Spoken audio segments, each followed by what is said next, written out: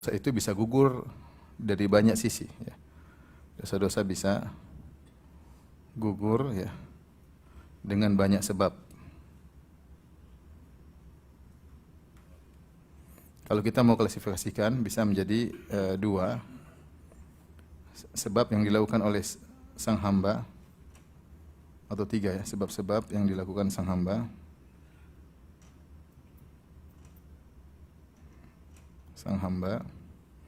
Yang berikutnya dosa sebab-sebab yang merupakan kebaikan orang lain kepadanya.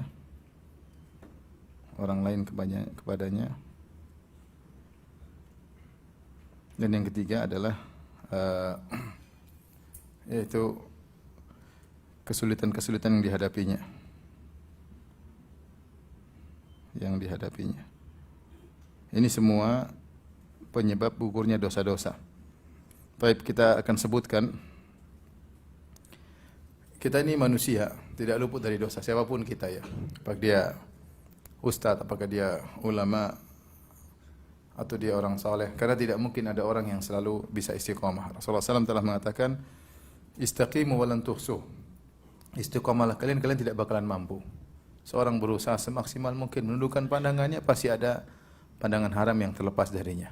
Seorang berusaha mungkin menjaga lisannya untuk tidak berbuat ghibah, dia pasti juga melakukan apa? Ghibah. Seorang berusaha menjaga hatinya untuk tidak riya, dia juga akhirnya terjerumus dalam riya. Mungkin dia jaga di akhirnya dia terjerumus dalam riya ya. Seorang berusaha menjaga hatinya untuk tidak sombong, tidak merendahkan orang lain, ternyata dia juga seorang berusaha dan di malam hari. Nah, namun di sana ada sebab-sebab disebut oleh Syekh Islam Ibnu Taimiyah rahimahullah taala, di antaranya yang bisa membuat dosa-dosa itu berguguran. Di antaranya sebab yang dilakukan oleh seorang hamba misalnya adalah beristighfar. Kemudian ada juga bertobat. Kalau beristighfar maksudnya dia tetap, bisa jadi dia tidak meninggalkan dosa tersebut, namun dia tetap apa? Mohon ampunan. Istighfar itu mohon ampunan. Meskipun dia belum bisa meninggalkan dosa tersebut. Kalau bertobat dia meninggalkan dosa tersebut. Ya, ini di antara. Kemudian di antaranya berharap dan berdoa. Dalam hadis Rasulullah Allah berfirman, ya ibadi, ya ibn Adam, innaka ma da'autani wa rajautani ghafartu laka ala ma kana minka wala ubali. Wahai anak Adam, selama kau berdoa kepadaku dan berharap kepadaku, aku niscaya mengampuni dosa-dosamu. Nah, kalau seorang berdoa, maka ada 4 kemungkinan. Pertama, doanya dikabulkan di dunia, dikabulkan di akhirat. Yang ketiga, dipalingkan dari dia keburukan semisal kebaikan yang dia minta. Yang keempat, dosanya diampuni. Maka tidak ada ruginya seorang berdoa. Seorang berdoa minta kepada Allah, ada 4 kemungkinan. Dalam satu hadis 3, namun ada tambahan 4 kemungkinan. Yang pertama, doanya dikabulkan cepat atau dikabulkan di akhirat. Yang ketiga, dipalingkan keburukan semisal kebaikan yang dia minta, setimpal. Yang keempat, dosa-dosanya diampuni. Baik, ini sebab pertama. Sebab kedua, sebab ketiga. Nah, ada lagi yang sebab keempat yang disebut dengan al-hasanatul mahiyah. Yaitu amal-amal soleh yang menggugurkan dosa-dosa.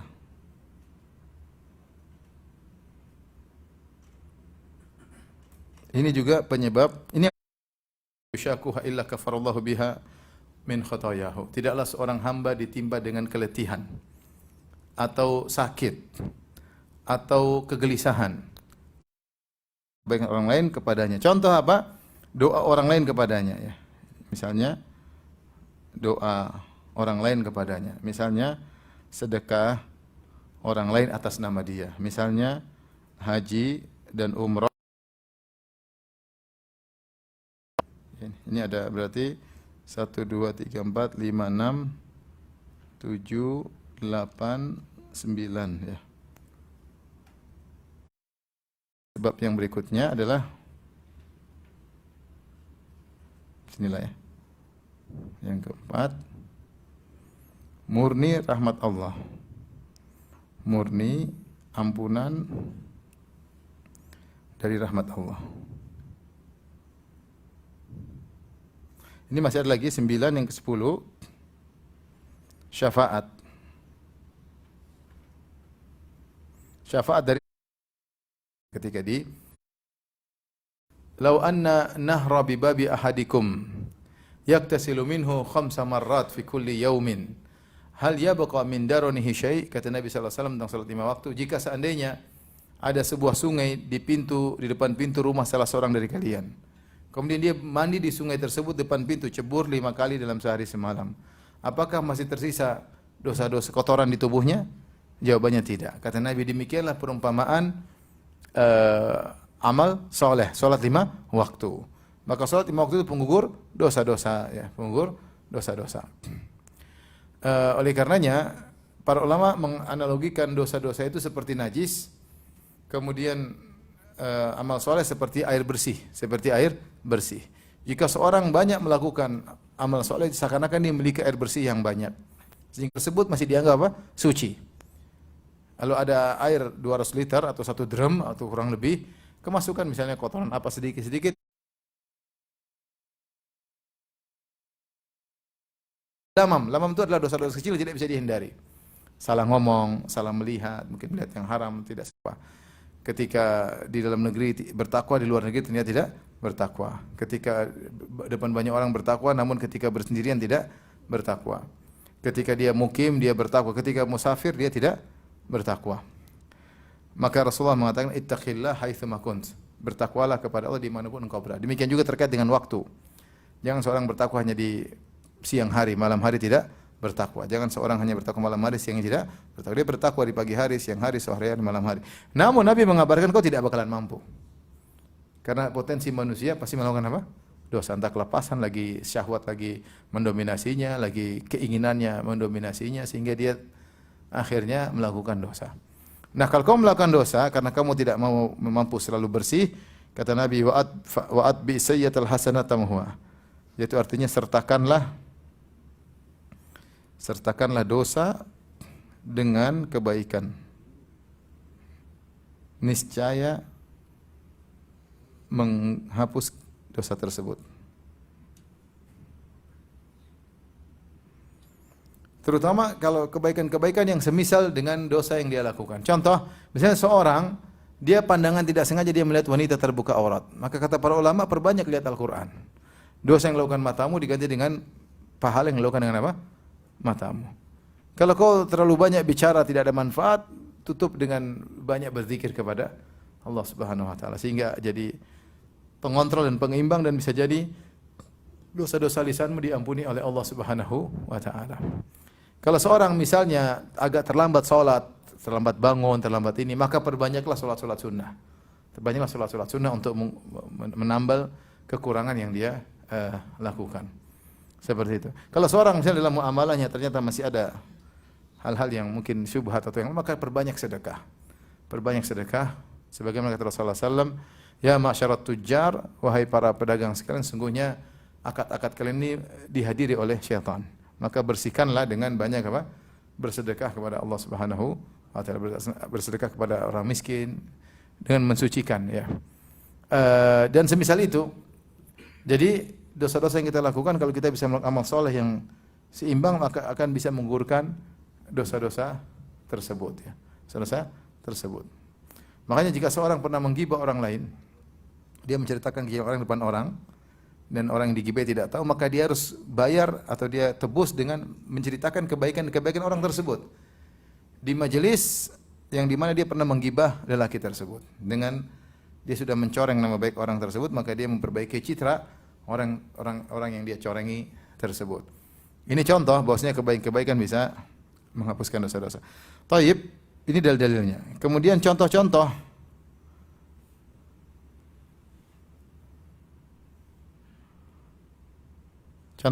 kebaikan menghapus dosa-dosa. Banyak sekali, ya. Banyak sekali dalam hadis, banyak sekali. Tadi yang kita sudah contohkan tadi, salat 5 waktu, salat 5 waktu berjamaah menghapus dosa apa? Menyentuh wanita yang bukan mahram.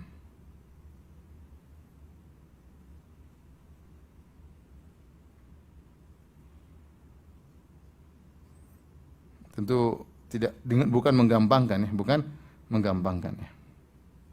Contoh ini. Sama seperti dalam hadis, jangan sampai salah paham. Hadis tentang seorang wanita, seorang pezina yang melewati sebuah sumur, tiba-tiba ada seekor anjing yang haus, muter-muter di atas sumur tersebut, ingin minum air tapi enggak bisa karena dia enggak bisa berenang. Bahkan dia keluarkan lidahnya karena saking kehausan. Maka wanita pun kasihan, maka dia pun melepaskan fanazaat muqah, dia lepaskan sepatunya, kemudian fanazalat fi bi'r, dia turun di sumur, kemudian dia isi air di sepatunya tersebut, kemudian digigit sepatunya, kemudian naik ke sumur. Setelah itu dia minumkan anjing tersebut, kata Nabi sallallahu alaihi wasallam, "Faghafarallahu laha bihi", maka Allah ampuni wanita tersebut gara-gara dia meminumkan seekor apa?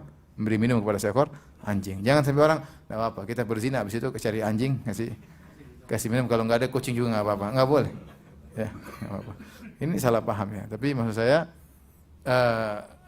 kebaikan bisa menggugurkan dosa. Tapi bisa, kata Ibnu Qayyim, karena keikhlasan yang dalam hatinya. Artinya seorang berusaha untuk melakukan kebaikan yang bisa dia lakukan.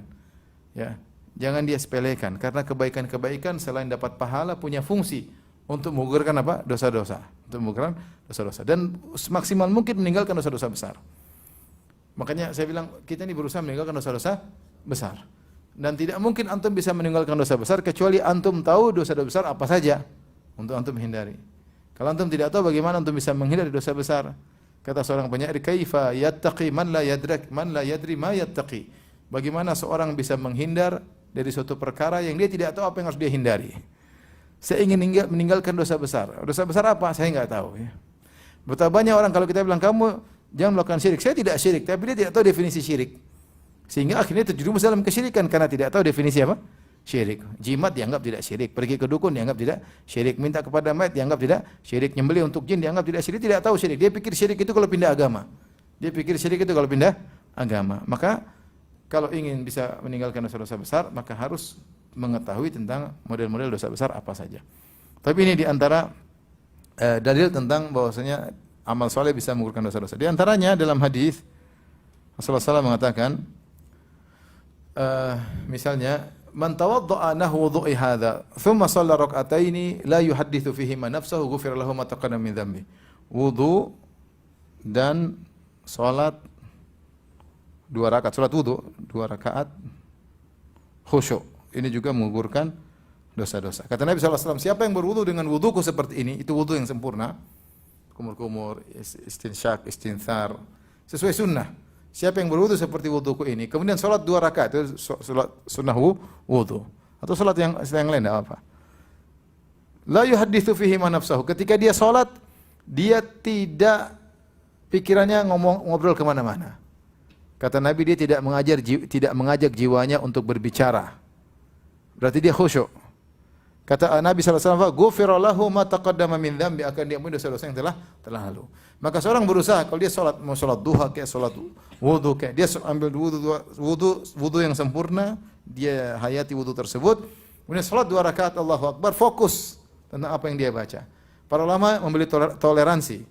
Kalau pikirannya kemana-mana selama masih terkait dengan akhirat, maka masih masih aman, dimaafkan. Dia salat tahu dia ingat kuburan. Dia salat tiba-tiba dia ingat kedua orang tuanya, dia kurang berbakti. Tiba-tiba dia tentang terkait masih akhirat, maka masih dianggap khusyuk. Meskipun mungkin di luar daripada konteks apa yang sedang dia baca. Tetapi selama pikirannya masih akhirat, dia mungkin berpikir tentang hari kiamat, tentang alam barzah, tentang kekurangannya, tentang dosa yang dia lakukan, maka ini masih dianggap khusyuk oleh syariat. Sehingga kalau dia salat 2 rakaat dengan kekhusyukan seperti ini, maka diampuni dosa-dosanya yang telah lalu. Contohnya lagi misalnya umrah kepada umrah berikutnya. Umrah hingga umrah berikutnya. Kata Nabi SAW, al-umratu ilal umrati kaffaratun lima bainahuma. Antara umrah yang satu dengan umrah yang lain akan menggugurkan dosa-dosa di antara keduanya. Antum umrah misalnya bulan Januari, kemudian umrah Januari tahun depan. Maka dosa antara Januari yang pertama sampai Januari tahun depan diampuni oleh Allah Subhanahu wa taala. Antum umrah tahun 2020, umrah lagi tahun 2023. Dosa antara tahun 2020 sampai 2023 semuanya diampuni oleh Allah Subhanahu wa taala. Ustaz, kalau gitu umrahnya jarang-jarang aja, Ustaz. Kalau umrah tiap bulan percuma, Ustaz, belum ada dosa sudah apa? Diampuni lagi. Siapa yang bilang belum ada dosa? Satu hari jadi banyak dosa, apalagi satu bulan. Taruhlah kamu bersih dosa-dosamu, terus kamu umrah, maka terangkat derajatmu. Terangkat apa? Derajatmu. Dia bilang, Ustaz, saya sudah apa namanya? Bersih. Baru kemarin umrah. Sekarang berapa minggu lagi umrah lagi. Atau seperti orang tadi salat 5 waktu, sudah bersih dia salat lagi. Maka taruhlah dia sudah bersih dari dosa-dosa. Kalau banyak amal kebaikannya, maka akan naik derajatnya. Bahkan Ibnu Taimiyah mengatakan bahkan bisa menggugurkan dosa besar yang dia lakukan. Bahkan bisa menggugurkan dosa besar yang dia lakukan karena begitu kuatnya amal soleh yang dia lakukan. Dalam hadis yang lain kata Rasulullah SAW, tabi'u bainal haji wal umrah fa innahuma yanfiyani al-faqr wa dhunub kama yanfil kir khabathal hadid. Kata Nabi SAW, sertakanlah haji kemudian umrah. Haji, umrah. Kalau habis haji, umrah. Habis umrah, haji. Karena haji dan umrah itu akan menghapuskan kefakiran dan dosa-dosa sebagaimana alat pandai besi menghilangkan karat besi. Jadi seorang kalau ingin ekonominya bertahan, sering umrah dan sering haji. Dan kalau ingin dosa-dosanya diampuni, sering umrah dan sering haji. Tapi ini saya ingin sampaikan bahwasanya umrah itu bisa menghapuskan dosa-dosa di antara keduanya. Kemudian juga Ramadan satu dengan yang lainnya.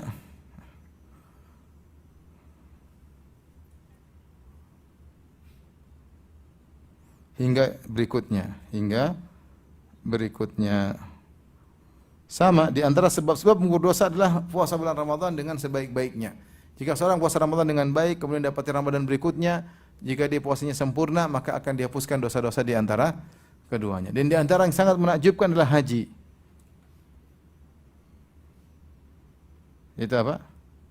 Haji. Haji juga bisa menghapuskan dosa-dosa. Bahkan sangat kuat penghapusan dosanya sampai semua dosa besar, dosa kecil semua hilang.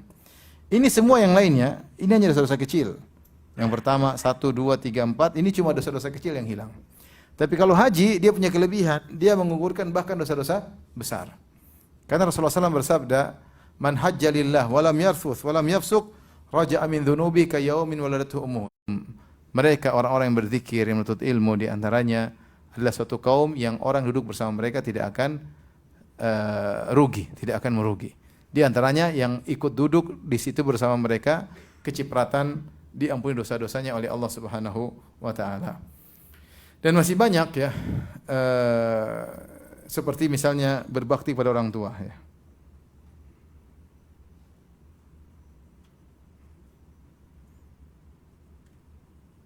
Berbakti pada orang tua.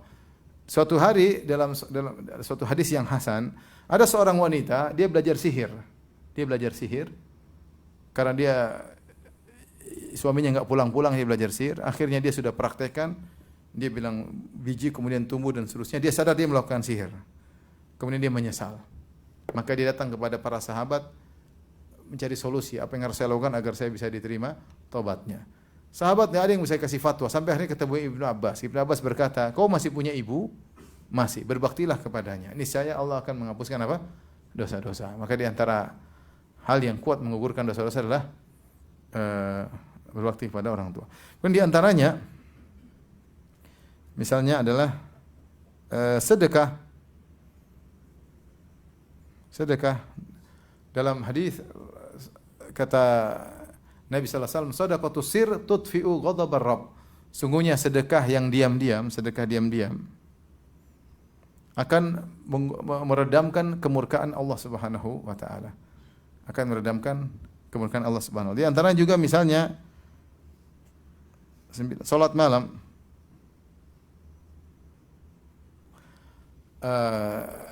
Rasulullah menyebutkan di antara keutamaan salat malam adalah menggugurkan dosa-dosa.